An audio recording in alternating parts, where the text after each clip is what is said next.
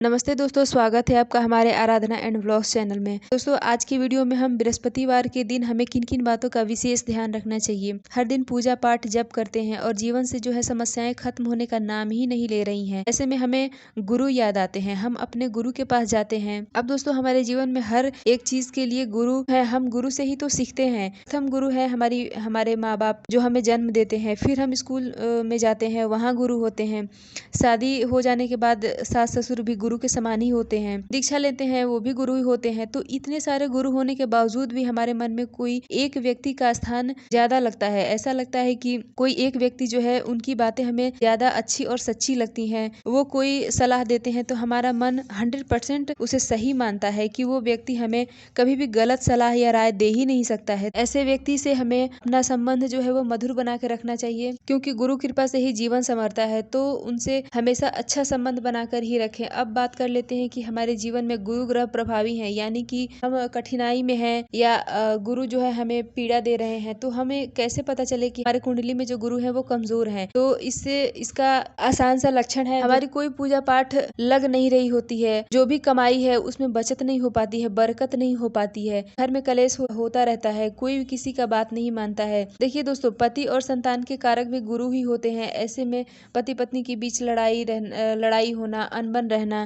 खासकर बृहस्पतिवार के दिन पति पत्नी में लड़ाई होना या बिना मतलब का बहस होना, पूरे दिन ठीक रहता है और सोते सोते तक किसी बात पे, छोटी सी बात ही होती है उस पे भी हम लड़ाई हो जाती है, हमारी बहस हो जाता है। और संतान संबंधी परेशानी आना, संतान न होना, संतान होने में दिक्कत होना, अगर संतान है तो संतान हमारी कहना नहीं मानता है, उसे कोई भी सुख नहीं है। अगर बच्चे बड़े हैं, शादी योग्य हैं, विवाह योग्य हैं, तो उनकी विवाह न हो पाना, किसी न किसी कारण से जो है विवाह का टूट जाना। दोस्तों, ये सब क्या है? ये सब कुंडली में बृहस्पति कमजोर होने के ही तो लक्षण है, क्योंकि गुरु के बिना तो कुछ भी संभव ही नहीं है। इसलिए हमारे जीवन में गुरु की महत्व जो है वो सर्वोपरि है। दोस्तों, अब बात कर लेते हैं कि समस्या तो इतनी सारी है तो समाधान भी होगा। दोस्तों, वीडियो के शुरू में ही मैं बताई हूँ कि अपने जिसे भी आप अपना गुरु मानते हैं उनका सम्मान करें, उनसे अपना संबंध जो है वो मधुर बना के रखें। अब कुछ नियम जो है वो हम जान लेते हैं कि बृहस्पतिवार के दिन हमें क्या कुछ कर सकते हैं अपनी समस्याओं से छुटकारा पाने के लिए। नियम इतना आसान है कि इसे कोई भी फॉलो कर सकता है। तो सबसे पहले हम गुरुवार के दिन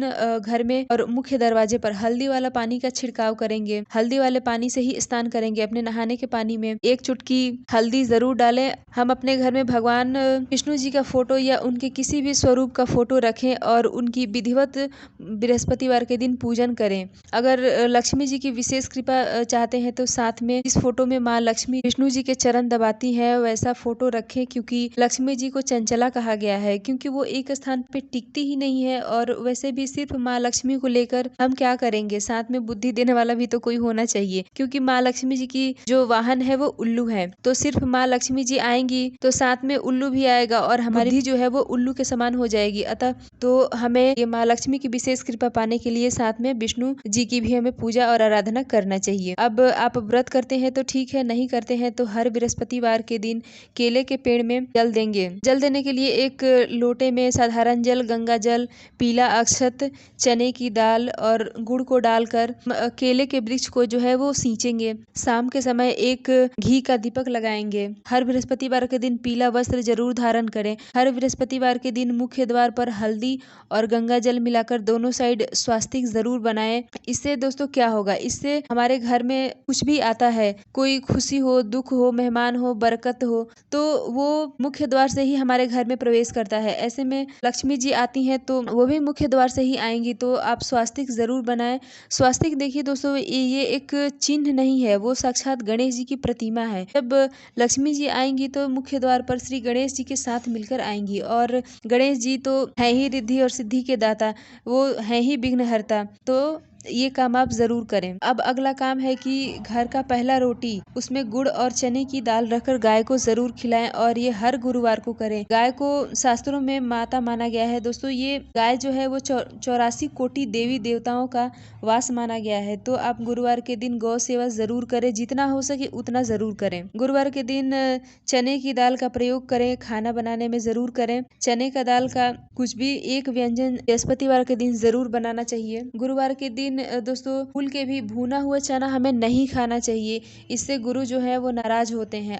आज के दिन महिलाएं और लड़कियां विशेष तौर पे अपने शरीर में हल्दी का प्रयोग जरूर करें। पहले के समय में उपटन हमारी माताएं बहनें लगाती थी, उसमें हल्दी भी होता था। तो अगर आपके पास समय है तो आप उपटन भी बृहस्पतिवार के दिन हल्दी मिला हुआ उपटन जरूर लगाएं। तो अगर घर में लड्डू गोपाल जी रखे हैं या भगवान विष्णु के किसी भी स्वरूप की मूर्ति रखे हैं तो आज के दिन पीले चीजों जैसे कि चने का दाल का हलवा या लड्डू अपने हाथों से बना के भोग लगाएं और भोग में तुलसी पत्ते की जगह तुलसी जी के मंजरी का प्रयोग करें तो ये ज्यादा फलदायी होता है। उम्मीद है कि दोस्तों वीडियो आपको अच्छी लगी होगी। अच्छी लगे तो वीडियो को लाइक और चैनल को सब्सक्राइब करें। Thank you so much.